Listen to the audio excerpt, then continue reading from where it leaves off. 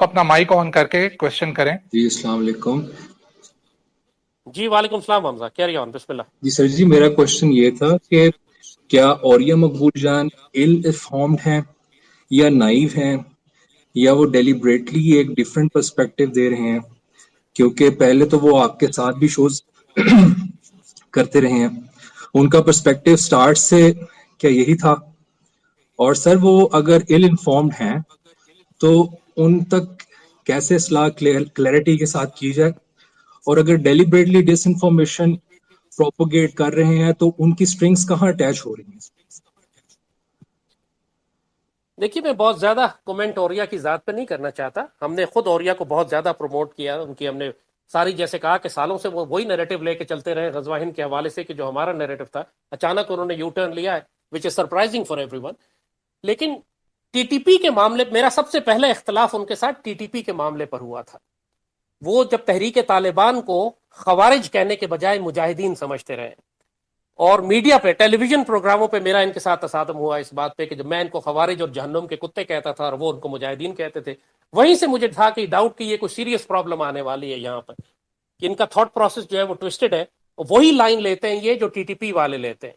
یہ جو آرگومنٹ اس وقت انہوں نے دی ہے یہ ایگزیکٹلی ٹی ٹی پی کی آرگومنٹ ہے.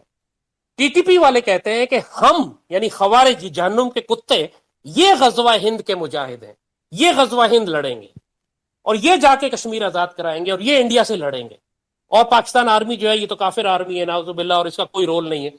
تو یہ نیریٹو کہ پاکستان آرمی غزوہ ہند کی آرمی نہیں ہے اور خراسان سے کوئی دوسری فوج اٹھے گی, کہ ٹی ٹی پی کے لیڈرز کا آپ نام دیکھیں کہ وہ اکثر اپنے نام کے ساتھ خراسانی لگاتے ہیں. وہ زبردستی اپنے آپ کو اس حدیث کے مطابق پورا کرنے کی کوشش کرتے ہیں کہ جو حدیث شریف میں خراسان کا ذکر کیا گیا. اس لیے اپنے ان کے باپ دادا نے, کوئی ان کے کسی کا باپ خراسانی نہیں تھا, کسی کے نام میں خراسانی نہیں تھا, یہ خود اپنے نام کے آگے سے خراسانی لگا دیتے اپنے آپ کو خراسانی دکھانے کے لیے.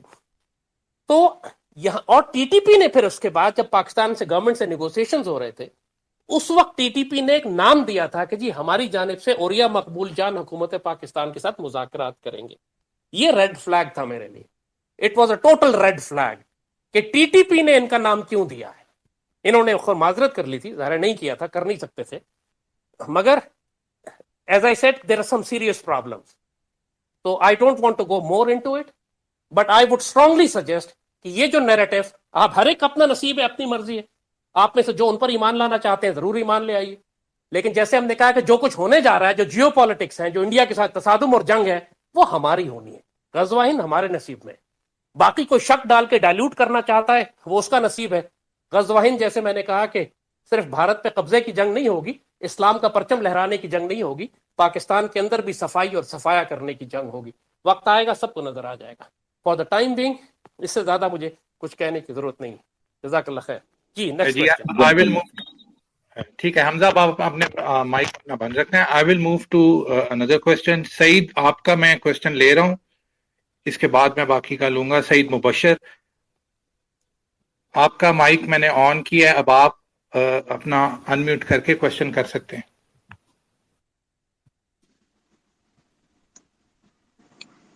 ہیلو السلام علیکم. جی سعید, وعلیکم السلام, سوال کیجیے. اچھا سر, میرا ایک سوال یہ تھا کہ بہت سارے بزرگوں نے بشارت دی ہے کہ پاکستان پہ ایک نیک حکمران آئے گا جس کی آنکھیں سبز ہوں گی, اور اس کے بعد پھر ہماری انڈیا سے ایک جنگ ہوگی. میرا سر سوال یہ ہے کہ جس طرح سے جو ان کی مطلب ایک ڈیٹیل آتی ہے کہ وہ کس طرح کی پرسنالٹی ہوں گی, امام مہدی کے بارے میں بھی کچھ اسی طرح کی آتی ہیں کہ وہ بھی زمین عدل بھر دیں گے اور اس وقت بھی انصاف کا ایک بول بالا ہوگا.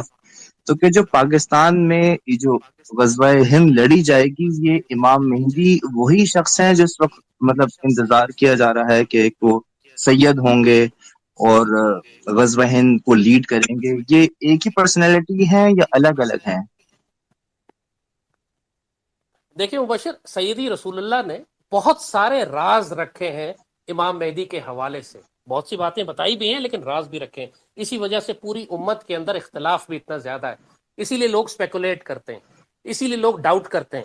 کوئی وجہ ہے ان پردوں کو, رازوں کو رکھنے کی, کیونکہ ایگزیکٹ آئیڈینٹیفیکیشن اس وجود کی نہیں دی جائے گی جب تک خانہ کعبہ کے اندر پوری مسلمان دنیا کے سامنے ان کو اعلان نہ کیا جائے. سمجھ رہے ہیں بات آپ کی؟ یعنی ان کو اس سے پہلے ایکسپوز نہیں کیا جائے گا، لیکن وہ دنیا میں موجود ہوں گے، وہ ڈیوٹی کریں گے، وہ کر رہے ہوں گے. He will be a warrior, a soldier. وہ ایک جنرل ہو یا سپاہی، وہ ایک سپاہی ہو، جنرل ہو، ایک کمانڈر ہو، ایک لیڈر ہو. اللہ تعالیٰ نے یہ راز رکھا ہے کہ وہ کون وجود ہوگا، لیکن اس کو ایکسپوز صرف اس وقت کیا جائے گا جب پوری امت خانہ کعبہ میں ان کے ہاتھ پر بیعت کرے گی. لیکن احادیث سے یہ بات بالکل ثابت ہوتی ہے، اور بزرگوں نے بھی اس بات کی جانب بڑا واضح اشارہ کیا ہے کہ ان کا تعلق اسی خطے سے ہوگا. ظاہر ہے جب اس خطے سے ہوگا، جب خراسان والی حدیثوں کی بات ہے، جب گہرے سبز رنگ والی کی حدیث کی بات ہے، جب غزوہ ہند کی بات ہے، یہ فرمایا گیا ہے کہ جب خراسان سے گہرے سبز رنگ کے پرچم اٹھے تو ان میں امام مہدی ہوں گے، لیکن دنیا ان کو ریکگنائز نہیں کرے گی. He will be an ordinary general, اور he will be ordinary soldier, اور he will be ordinary officer. He would be somebody، لیکن دنیا ریکگنائز نہیں کریں گی. آئی پرسنلی بلیو کہ غزوہ ہند کی جنگ میں امام مہدی کا بہت بڑا رول ہوگا. He will be present but not as Imam Mahdi but as a مجاہد.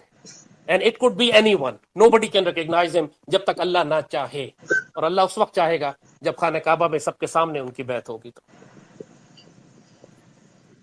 جی ٹھیک ہے مبشر، ٹھیک ہے سر، تھینک یو. آپ کا ٹھیک ہے. اب آپ اپنا مائک میوٹ کر دیں، میں نیکسٹ کوشچن لیتا ہوں. ٹھیک ہے. راجا اے بی کے، انہوں نے بڑی دیر سے کیا ہوا تھا تلنگ کو.